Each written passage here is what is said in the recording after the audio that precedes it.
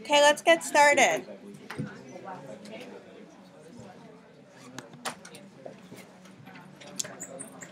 Okay, so everyone spent their whole weekend working on the cytoskeleton, right? And as most of you will see, what we're doing in recitation this week is basically what I told you to do, because I was like, you know what, people aren't going to do it, or some people will do it, but some people won't, and this way I can make sure everyone draws out everything and is ready. And you're all going to get A's, right? Right. We're going to beat last exam's average. We're going to get an 89 average. Okay? I challenge you. Okay. So far with all this good stuff, we talked about all the components of the cytoskeleton, right? Actin, microtubules, intermediate filaments. We talked about all the proteins that regulate the cytoskeleton. Well, specifically, we mostly talked about actin and microtubules and how they encourage growth or shrinkage, or mostly those things.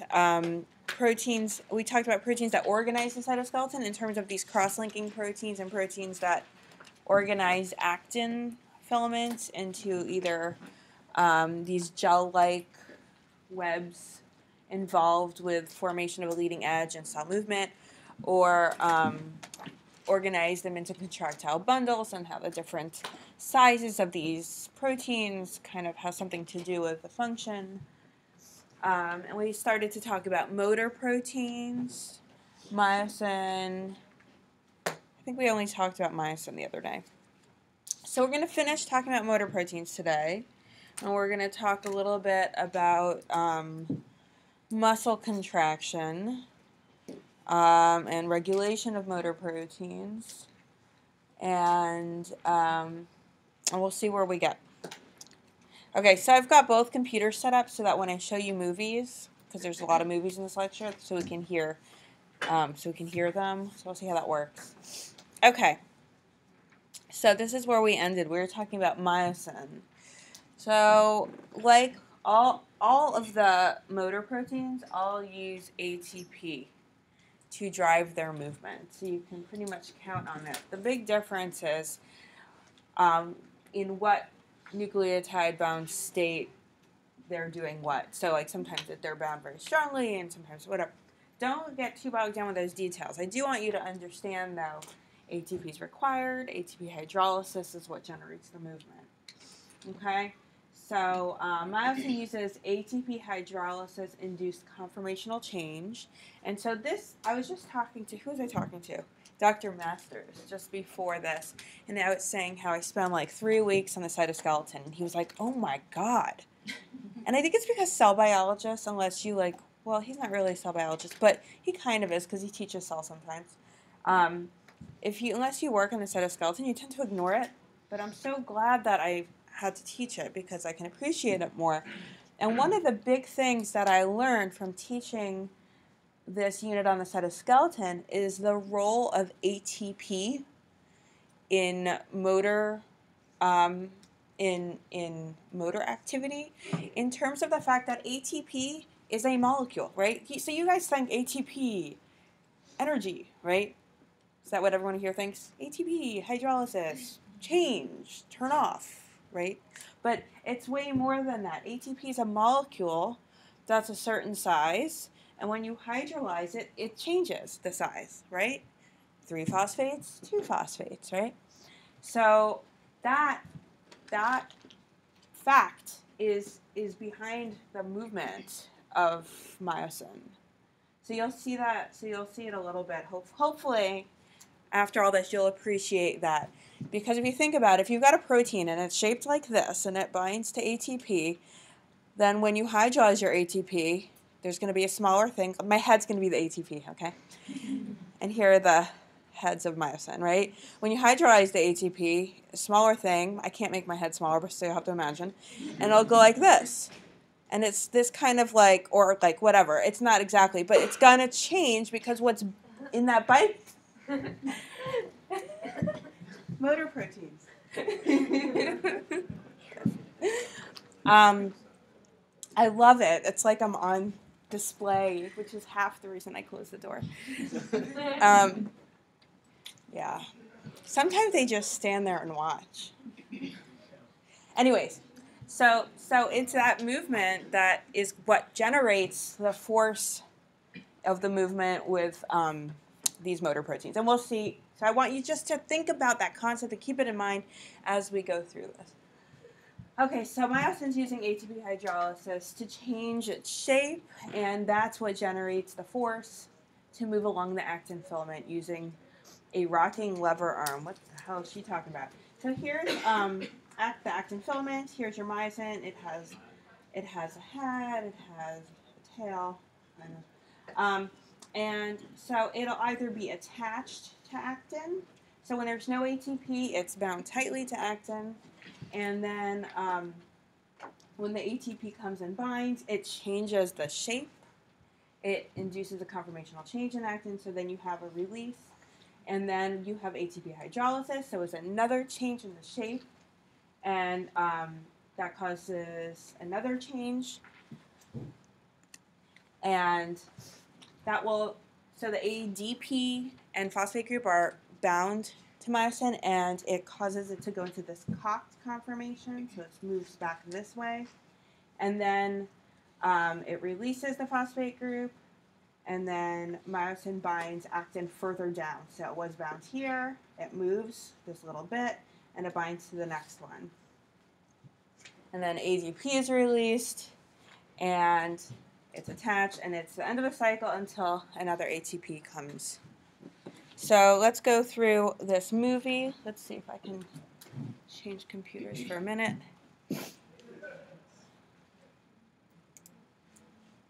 And you can see it in action. Let's see if we can hear it. Muscle myosin is a dimer with two identical motor heads that act independently. Each myosin head has a catalytic core and an attached lever arm. A coiled coil rod ties the two heads together and tethers them to the thick filament seen on top. The helical actin filament is shown at the bottom. In the beginning of the movie, the myosin heads contain bound ADP and phosphate and have weak affinity for actin. Once one of the heads docks properly onto an actin subunit, phosphate is released. Phosphate release strengthens the binding of the myosin head to actin and also triggers the force-generating power stroke that moves the actin filament.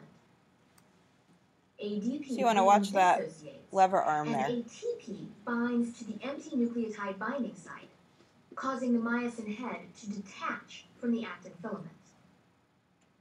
On the detached head, ATP is hydrolyzed, which recocks the lever arm back to its pre-stroke state. Thus, like a spring, the arm stores the energy released by ATP hydrolysis, and the cycle can repeat. The actin filament does not slide back after being released by the motor head, because there are many other myosin molecules also attached to it, holding it under tension. You love the sound The swing effects? of the lever arm can be directly observed on single myosin molecules, here visualized by high-speed atomic force microscopy. That's pretty amazing.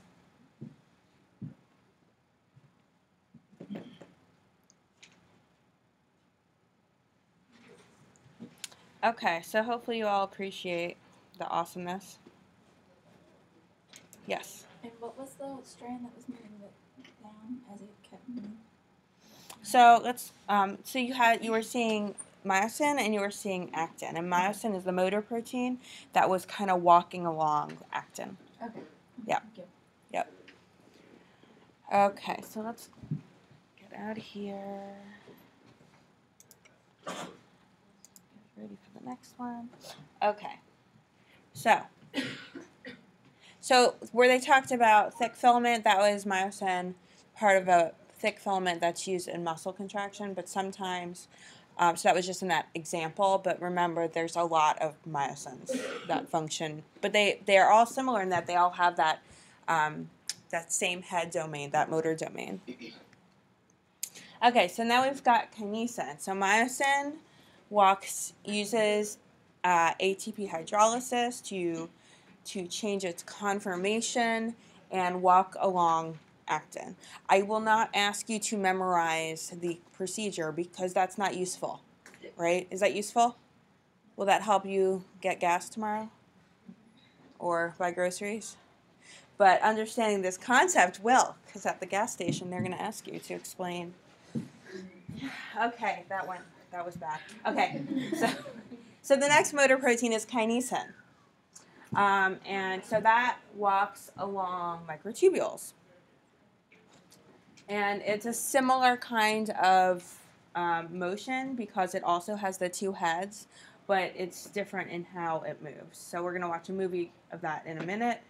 But also you're also having the same concept of you have the ADP bound head it's loosely bound when it's bound to ADP, and that's released, and when it binds to the microtubule, and then ATP can bind, and then ATP binding causes a conformational change. So you're having this shape difference between ADP and ATP, so it's causing a conformational change in the linker protein.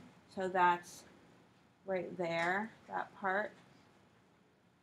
So you can imagine if that little part is moving a little bit, it's going to swing the whole thing forward, and it swings the rear motor protein forward, and we'll see that in a minute. And then you have, right, so when you have a replacement of ADP with ATP, it drives forward the rear motor domain. So let's take a look at this next movie.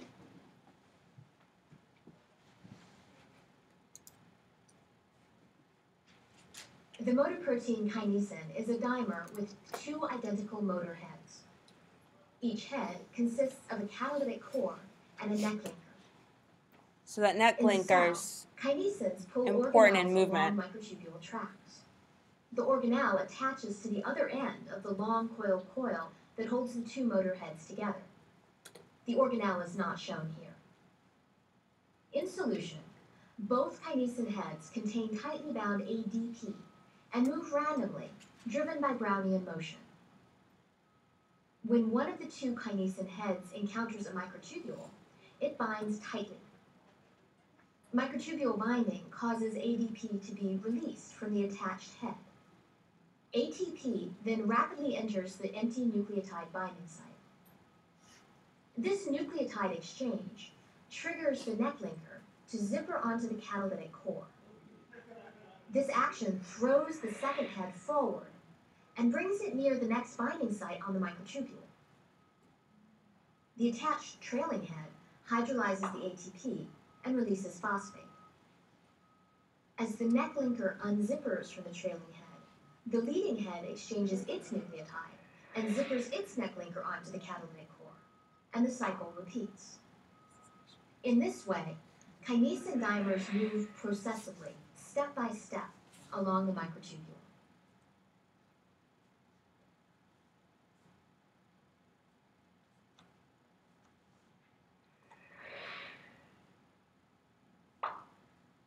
So it all is all determined by the conformation of that linker protein.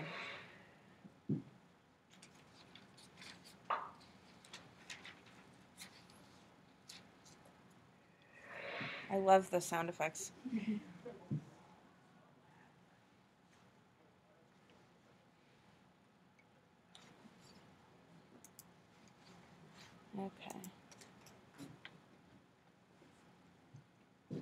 Okay, so that's kinesin. Okay, so remember, there's only myosin that is walking on actin, but you can either have kinesin or dyneins walk along microtubules, and they walk in different directions. And we'll get to that a little bit more in a minute. So dyneins, they also use ATP hydrolysis to regulate microtubule binding and unbinding. And they generate movement through conformational change too. But it's totally different, and it has to do with rotation of this structure here. So here's your Here's your stalk. That's like your stalk and your head. That's going to interact with your microtubule. And here's your tail. That's going to bind to whatever cargo. And this is regulated by this turning here. So we're going to see that in just a minute. Then that's regulated by ATP hydrolysis. So I have a movie there too. I feel like nothing can really explain motor proteins quite like a movie.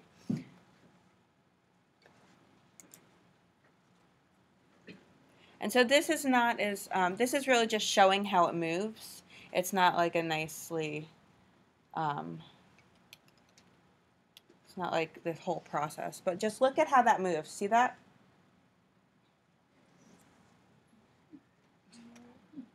See how it's moving like that? So this top part here that's moving is attached to your microtubule, and this part back here is attached to your organelle or your vesicle or your other microtubule, depending on what you are. Let's just watch it once more. Maybe.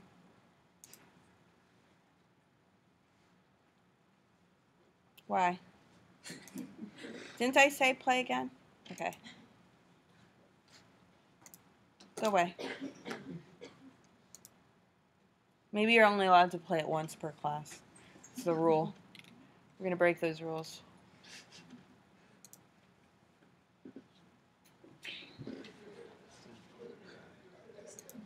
There we go. So you can see it's moving back and forth and it's rotating.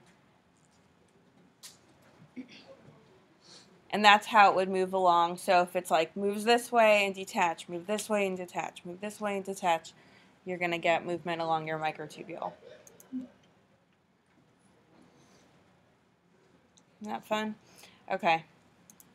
It's kind of amazing that you can do that. Like that this is actually from, you can think of it as like a stop motion video from electron microscopy. Pretty amazing.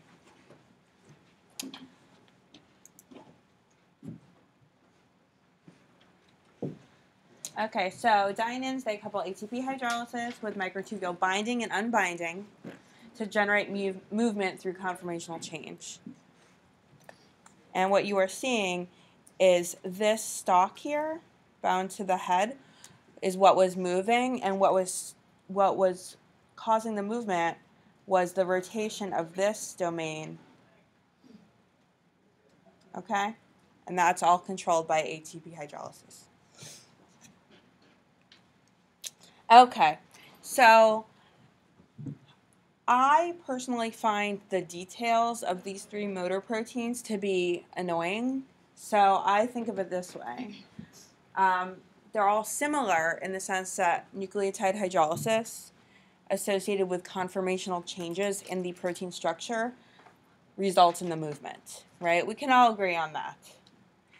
And that small conformational changes are amplified by protein domains, such as the lever arm in myosin, the linker in kinesin, and the stalk in dynein. And you might be wondering what I mean by that, and I'll tell you in just a minute. And what's different is the conformation of the motor proteins in different nucleotide-bound states. That differs a little bit based on the motor protein, so I wouldn't worry too much about that difference. Just understand is that you've got these small movements coming from ATP hydrolysis that are amplified by the size of the lever arm, linker, or stalk. And what I mean by that is this length here, the length of this stalk, is what amplifies the movement. Okay, so the other thing I want you to think about is how different motor proteins have different shapes and sizes, and it has to do with their kinetics and how, like their actual function in the cell. So, for example, myosin 2 is the one that's part of, that makes up the thick filament and is involved in muscle contraction. And it's part of a thick filament, so it's working with many other myosin heads, right? Remember that was the one that looked like this, right, where you have a lot of myosin. And so they're all working together along the actin. And so it kind of makes sense, right? Because it is really short, right? It has a really short lever arm. So it takes a really short swing with every movement, right? Because that's what the length of this is what controls how large the step is going to be. So it takes these small steps before it lets go. And that makes sense because it needs to take a small step and then get out of the way because there are all these other myosin heads there that it's working with. Compare that to myosin 5, which has a really long lever arm, so it's going to have a much larger swing, and it has a different function. So it actually spends more time bound to the actin filament, and it moves further, and it's involved in vesicle transport. So it's not working with all these other myosins in the thick filament. And it needs to go further. How far does myosin need to go with muscle contraction? Far or not that far? Not far at all. And we're going to go through muscle contraction in some detail. But if you're moving a vesicle or you're moving an organelle, you need to go a lot further. Okay. So motor proteins, they are involved in transport of organelles. In this case, we are looking at Golgi. And so normally Golgi are pretty close to the nucleus. Let's turn off the light.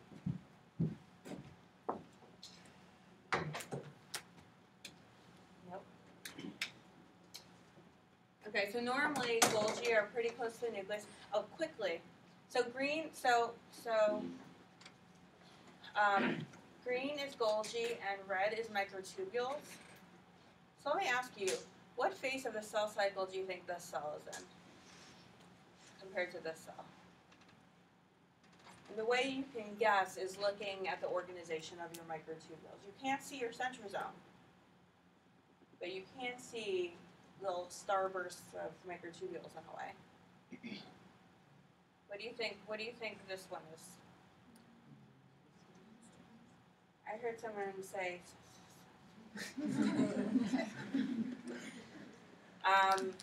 Yes. No one likes to commit. Guys, commit. So it's an early mitosis.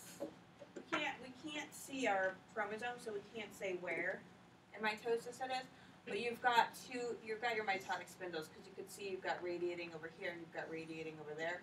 Whereas here, it's organized somewhere over here, so it's kind of going out in every direction. But anyways, that's besides the point of this. So normally you have your Golgi kind of close to your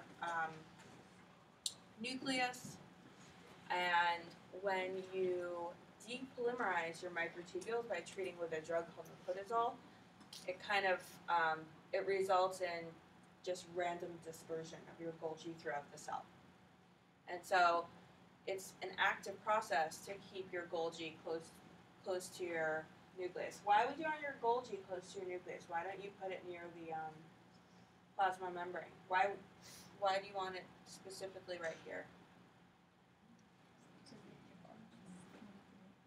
Someone raise your hand. Yes? You want it near the ER, and where's the ER? Near the nucleus, right. So why do you want your ER and your Golgi near the nucleus? Yeah. Right, all those proteins that need to get to the plasma membrane or the lysosome or wherever that need to go through the secretory pathway, it's nice that the RNA can kind of come right out of the nucleus and be right where it needs to be, right? Anyways, so lots of dots here, no dots there. The importance of microtubules for keeping organelles where they should be.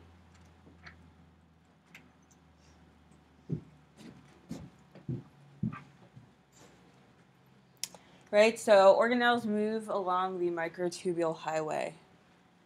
Kind of like a highway, right? So you got your minus ends at the center of the cell, your plus ends at the plasma membrane. Why, right? Why do we know that the plus ends of the microtubules are at the plasma membrane? How do we know this? Other than the fact that I told you. What organizes the microtubules? The centrosome, right? And that's what contains the gamma tubulin ring complex, remember? So, and that nucleates by binding to the minus end and adding at the plus end, and that's how they grow. So you're always going to have minus end at the center and plus end at the periphery of the cell. Dynein moves towards the minus end, so it's going to move. So if you were doing fluorescent microscopy with live cell imaging and you're watching dynein move along microtubules, you would see it move inwards, right? And kinesins move towards the plus end, so you would be watching it move outwards. So what motor protein do you guys think would be involved in transport of a vesicle from the Golgi to the plasma membrane along microtubules? So remember in the beginning of class, someone was like, how do they get? I think it was you back there, right? No. Yeah. Asked, how do they get to where they need to go? And I said, something about microtubules. We'll get there. So we're there. We're there. Right now we're there. So what motor protein do you think would be involved in transport of a vesicle to the plasma membrane? Right. Kinesin, because it moves to the plus end, and vesicles are moving outwards towards the plasma membrane. Right. Okay, so I told you a lot about motor proteins and how they're important in transporting cargo. So how do they do that? Obviously, they need to bind to something that allows them to connect to that cargo, right? So this is just showing a lot of different ways it can happen. Notice there's no detail in here because I don't want you to know this detail. Microtubules and actin. In all cases, you've got a motor protein bound to something that looks like a vesicle, and it moves along. And you're going to see a few examples. So kinesin motor protein tails and light chains attach to cargo through membrane-associated motor receptors. What does that mean? Kinesin motor protein tails and light chains, so the tails, attach to cargo through the membrane-associated motor receptors. What membrane are we talking about? Membrane of the cargo. And what cargo would have a membrane? Does all cargo have a membrane? I'm using one example a lot, which does, yeah. Well, so where's this membrane coming from? Golgi or any membrane bound, right? Because it's not only vesicles, it's also organelles. So any membrane bound organelle that needs to move around, right? So cargo, it needs to go to different places, right? Remember that? How is this determined? Do you guys remember that?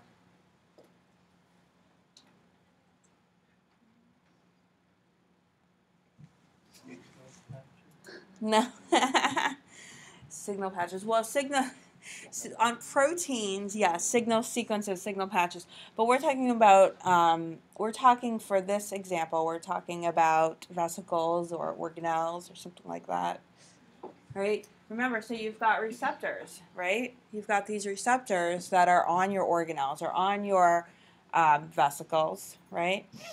I just answered that. So there's these J and K. Another example, there are these J and K interacting proteins. They're scaffold proteins. Remember what a scaffold protein is?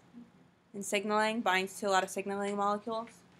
And they function as kinesin receptors. So here's a different kind of cargo that's not membrane bound at all. Remember, did you ever wonder how all this signaling gets from the plasma membrane, the cell surface, to the nucleus or wherever it needs to go? You think it just is random and things find their ways? There's a certain amount of, it's pretty directed, right? So these scaffold proteins that are involved in cell signaling, they function as kinesin receptors. So they can be bound by kinesin, and it could walk along the microtubules, right? So they're probably involved in what? Signaling, right? Okay. So dynin, here's an example of dynin. Dynin attaches to membrane-bound cargo through a complex called the dynactin complex, which could also directly attach to cargo. So you've got your vesicle, you've got your some kind of membrane glycoprotein, which attaches to this whole, like, this complex is called dynactin complex, made up of ARP1, so a actin-like filament. It's not actually actin, it just looks like it. And then these other proteins that attaches to dynin, so it walks along the microtubule. I'm not going to tell you to memorize this, please, but just understand that there's some kind of way that motor proteins attach to their cargo, and it's often through some sort of receptor. Okay? So here's an example, a nice example in melanocytes, right? So myosin 5, it transports melanosomes. Do you guys remember what melanosomes are from way back when we were talking about transport of proteins to lysosomes and skin color a little bit? Myosin, remember melanosomes, they contain melanin and are involved in skin color. So myosin 5 transport melanosomes to the ends of dendritic processes in melanocytes on actin filaments so that they can be delivered to neighboring keratinocytes. So here's your, these are the dendritic processes that they're talking about. Here's your cell border, right? Here's the fluorescence. So myosin 5 actually binds to the surface of these melanosomes and brings them outwards, right, to these dendritic processes, and then they can be delivered to keratinocytes, and then they take up the melanin, and then you get skin color. So what do you think the phenotype would be of a mutation in the myosin 5 gene? So I'm telling you, myosin 5 is involved with delivering melanosomes to keratinocytes and involved in skin color. So if myosin 5, there's some kind of mutation that results in a defective myosin 5. Albinism, maybe. Maybe. Yep, that's what I was thinking, albinism.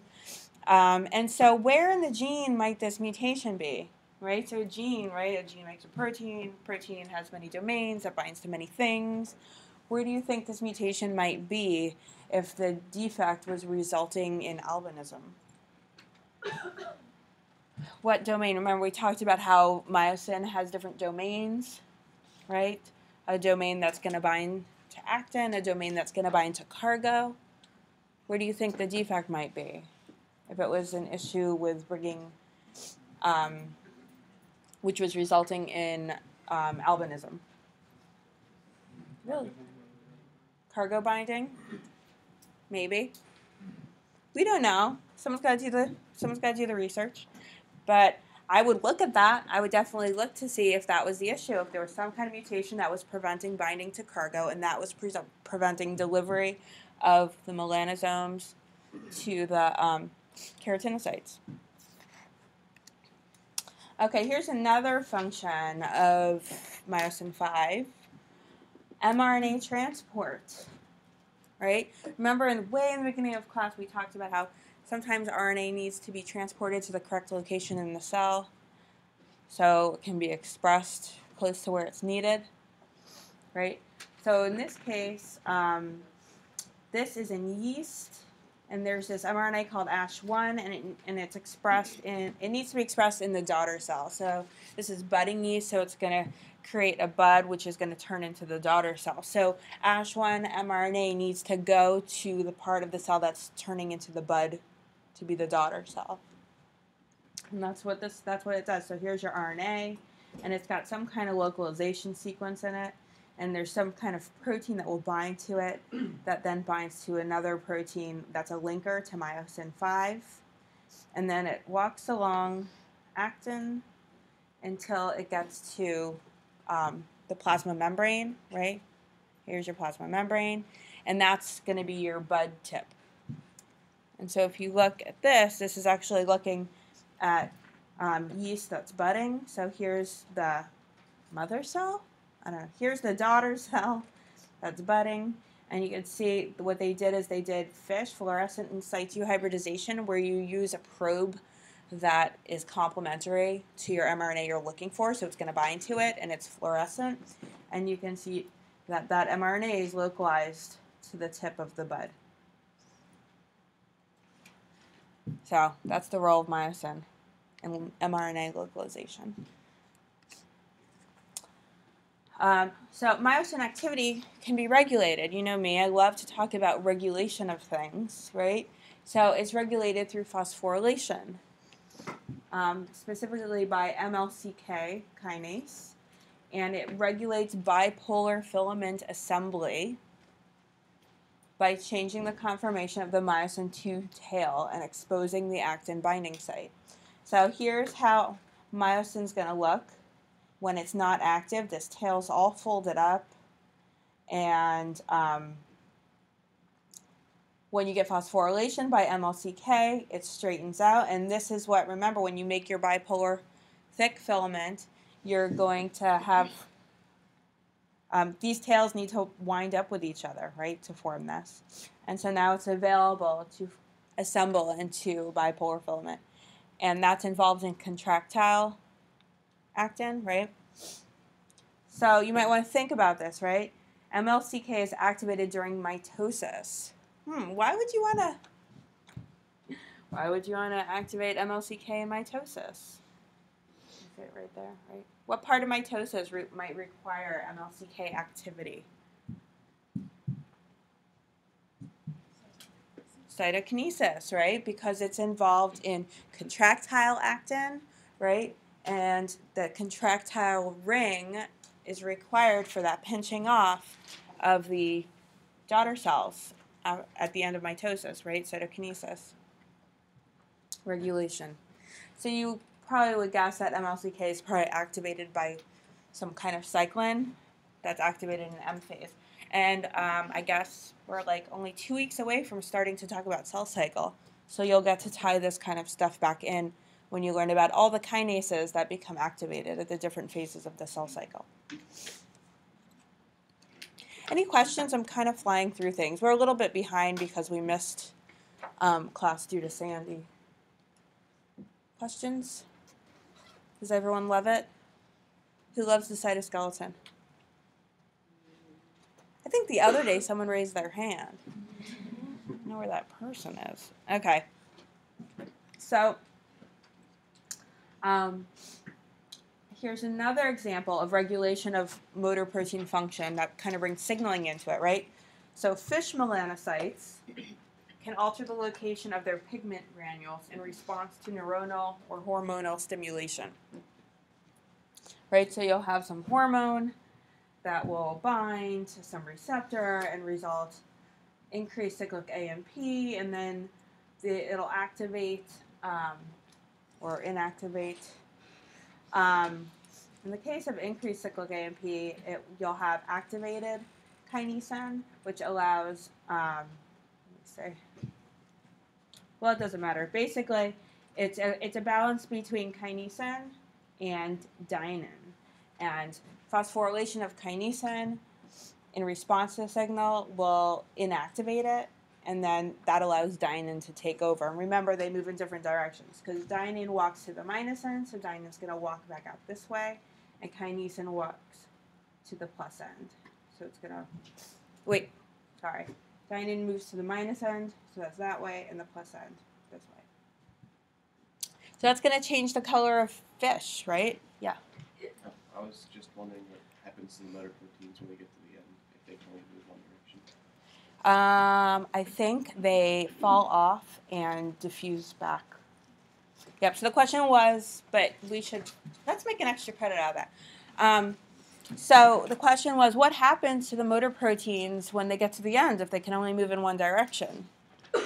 Right? So I need, by tomorrow at noon, Give me an answer to what happens to motor proteins when they walk to all the way to the plus end or minus end and can't go any further. Do they just all get stuck there? I got the same question last year. So it's obviously a question that needs to be answered. I need some kind of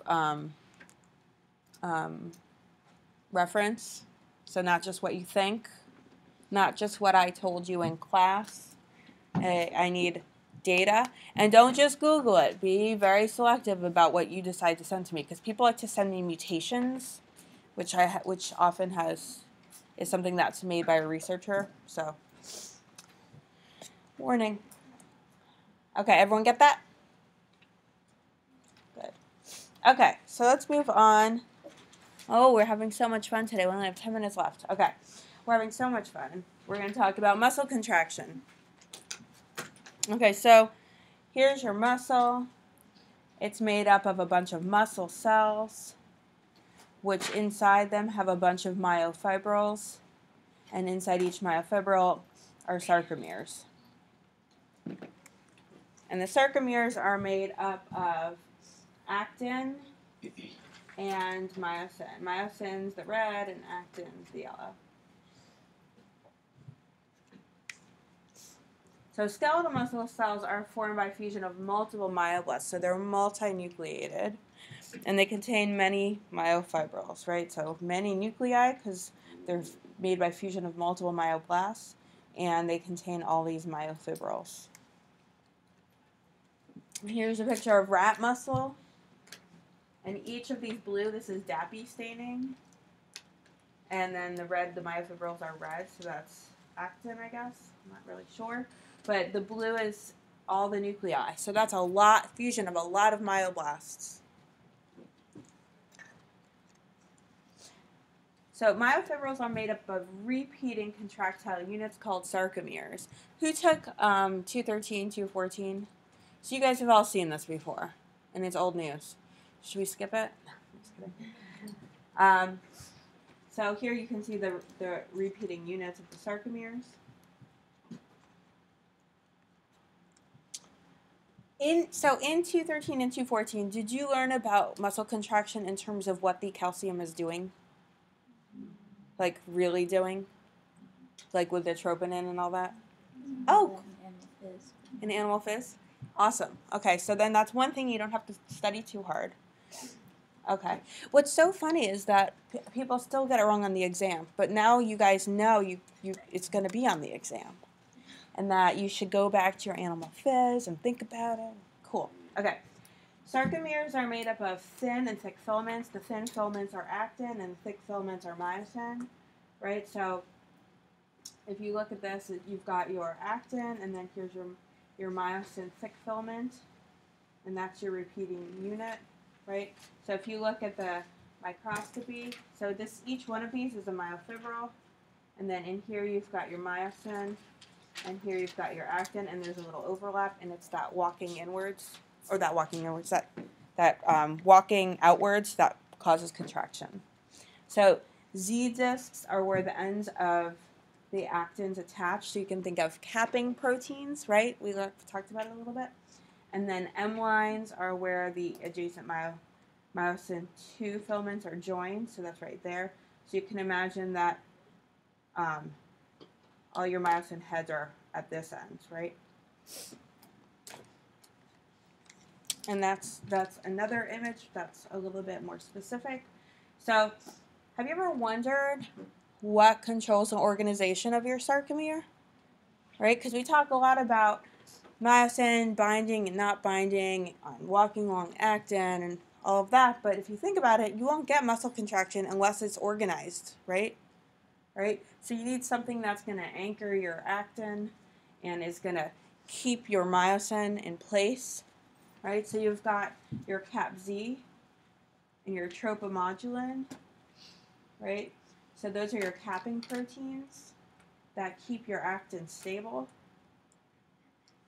And then you've got nebulin, which is where's my nebulin? So you've got nebulin, which binds and determines the length of your actin filament. And then you've got titin, which is kind of like a molecular spring that positions thick filaments midway between the Z discs. So that's how it's all organized and kept in place so that you can have muscle contraction. You could think a defect in any of these proteins probably would be bad, right? Right? Because if you didn't have your CAP-Z, well, if you didn't have any of those, you wouldn't have a sarcomere, and you wouldn't have muscles that can contract at all.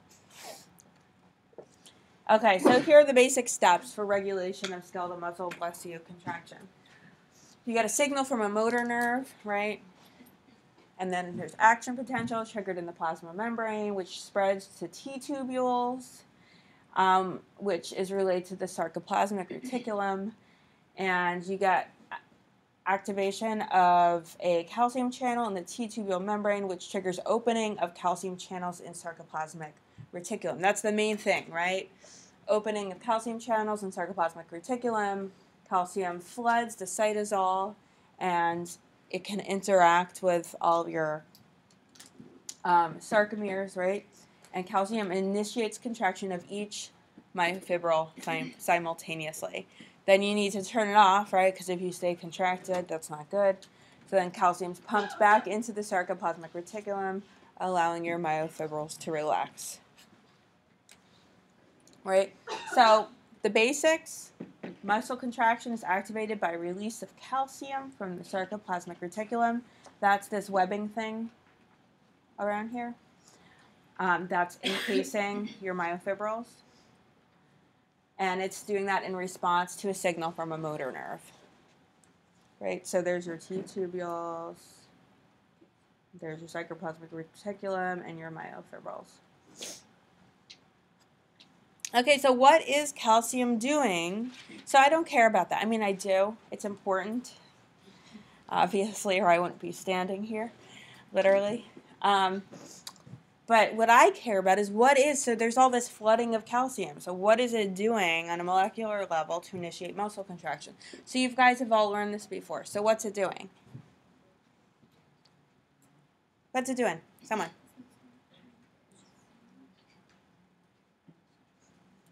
Anyone? Yes? It's binding to troponin. Binding to troponin or troponin. I don't know. Maybe that's the right way to say it. Yeah. Right. And what's that doing? Yep. Right. So it's pulling tropomyosin off the actin. And what's that allowing to happen? Right. So that allows myosin heads to interact. So you guys know it, and I didn't even teach it to you yet, which is awesome. So, exactly. Thank you, guys. So, it's controlled by the activities of tropomyosin and troponin or troponin. And troponin is a complex made of an inhibitory subunit, a calcium binding subunit, and a tropomyosin binding subunit. Right? So, when you're resting, your troponin IT, it's holding tropomyosin in the way of myosin head, so it's blocking myosin interaction with actin. Then you get this influx of calcium because you've had your impulse, and calcium's released from your sarcoplasmic reticulum, and then calcium is bound by troponin C, so then that results in release of troponin I, and then tropomyosin can slide out of the way, and actin is available for myosin binding. So this is showing a cross-section. Here's your actin, and here's your tropomyosin, and it's blocking the actin binding site, and when you have calcium release, it's moved out of the way, and your myosin binding site is exposed. Here's another way to look at it, right? So calcium binding by troponin C, so here's your troponin complex holding tropomyosin over the myosin binding sites. Calcium comes in, and it binds to troponin C, which results in release of troponin I, and then it moves this tropomyosin out of the way, so now the myosin binding sites are available. It looks like olives, right? Does anyone want a martini? I mean, does anyone want olives, a Greek salad? We had someone interview last year who was really great, and they spoke about beer, and people found it so inappropriate, and that's one of the reasons. I don't know. Anyways, this is being recorded. I take it back. We didn't talk about anything. Okay. So I'm not talking about martinis because that's inappropriate because some people here are underage, right? Is everyone over 21? Okay, good. So I wasn't inappropriate. Okay. We've run out of time. I almost went over. Okay. Thank you, guys. We'll talk on Wednesday.